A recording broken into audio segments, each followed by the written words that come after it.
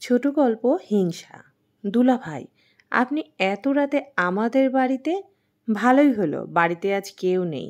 বাইরে দাঁড়িয়ে কেন? আসুন, ভিতরে আসুন। ইলার কথায় ভিতরে গিয়ে বসলাম। ইলা আমার দিকে তোয়ালে এগিয়ে দিতে দিতে বলল, এত রাতে হঠাৎ আপনি আসবেন ভাবতে পারিনি। মা বাবা সবাই কোথায় গেছেন? ওনারা বিকালে গেছেন ছোট কাকার বাড়িতে। এখনো ফেরার নাম নেই, বোধহয় আজকে আর আসবে না। তার মানে তুমি বাড়িতে একাই আছো? ইলা মুচকি হেসে বলল, একা কোথায়, আপনি তো আছেন। ইলার কথায় শুনে মনে আনন্দের একটা স্রোত বয়ে গেল। তার মানে আমার উদ্দেশ্যটা আজকে পূরণ হবে। এত রাতে কেন এসেছি জানো? ইলা উৎসুক দৃষ্টিতে তাকিয়ে বলল, সেটাই তো বুঝতে চেষ্টা করছি। কেন বলুন তো? একটা সারপ্রাইজ দিতে এসেছি। কে বলল হঠাৎ করে সারপ্রাইজ দিতে? তাছাড়া আপনি নিজেই আমার কাছে সারপ্রাইজের থেকে কম নয়। আচ্ছা, আপনি রাতে খেয়ে এসেছেন তো? হ্যাঁ। যাক বাবা, বাঁচা গেল। ঘরে মুড়ি ছাড়া কিছুই নেই আপাতত। ইলা, অনেক রাত হয়েছে, ঈশার ঘরটা খুলে দাও, আমার খুব ঘুম পাচ্ছে। ঘড়িতে সময় দেখলাম 11:40 বাজে। যা করার এখনই করতে হবে। বিছানার নিচ থেকে চকচকে ছুরিটা হাতে নিতেই একটা ফোন এলো। রিসিভ করতেই ওপাশ থেকে বলল, আমরা বাড়ির বাইরেই আছি। আমি বললাম, আমি ফোন দেওয়া মাত্রই চলে আসবে। এখন রাখি, মনে রাখবে একদম দেরি করা চলবে না। বাইরের বৃষ্টি হওয়ায় বিদ্যুৎ চলে গেছে, পুরো বাড়ি অন্ধকার। ফোনের স্ক্রিনের আলো ইলার রুমের দরজায় এসে উপস্থিত হলাম। দরজায় টোকা দিয়ে পকেট থেকে ছুরিটা হাতে নিলাম। ইলা মনে হয় জেগেছিল, তাই প্রায় সঙ্গে সঙ্গেই দরজাটা খুলে বলল, কি হয়েছে দুলাভাই? আমি তোমার সাথে বড় একটা অন্যায় করব ইলা। ইলার চেহারা মুহূর্তেই ফ্যাকাশে হয়ে গেল। ঘাবড়ে গিয়ে বলল, মানে কি বলছেন এসব? এতটুকু বলতে ইলার চোখে পড়ল আবার হাতে থাকা ছুরিটার উপর। ছুরিটা দেখে ভয়ে একটা চিৎকার দিবে তার আগেই ওর মুখ চেপে ধরলাম। এরপর ইলার পেটে বারবার চাকু দিয়ে আঘাত করলাম। ইলা জানে না তার দোষটা কি, কেন তাকে তার দুলাভাই এভাবে হত্যা করছে। তার এতটুকু বুঝে আসছে না নিজের শালিকাকে এইভাবে কেউ মারতে পারে। সে তো তার দুলাভাইকে নিজের বড় ভাই মনে করত। এর আর শরীরটা মাটিয়ে লুটিয়ে পড়ল।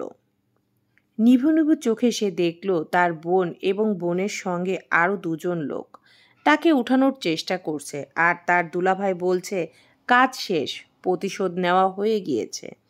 ইলা ঈশার দিকে চেয়ে নিভু নিভু চোখে দু চোখের পানি ছেড়ে দিল।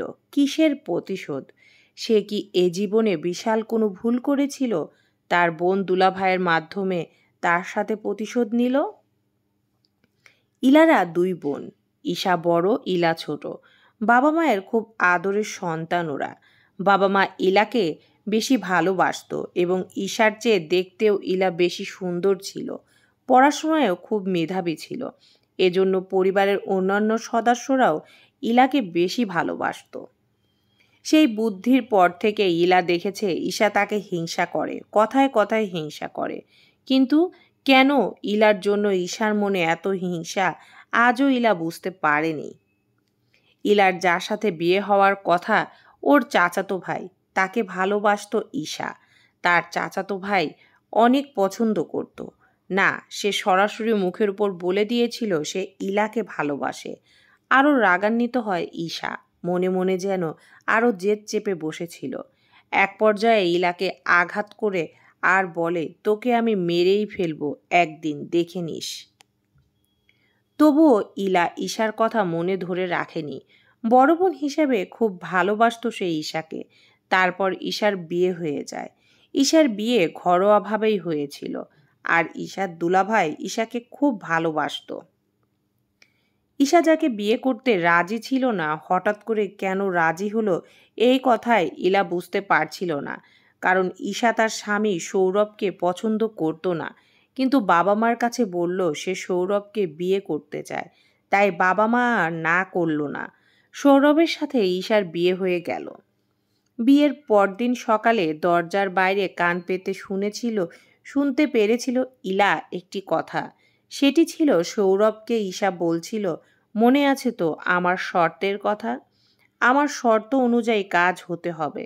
সৌরভ বলেছিল, তোমার জন্য আমি সব কিছু করতে পারবো।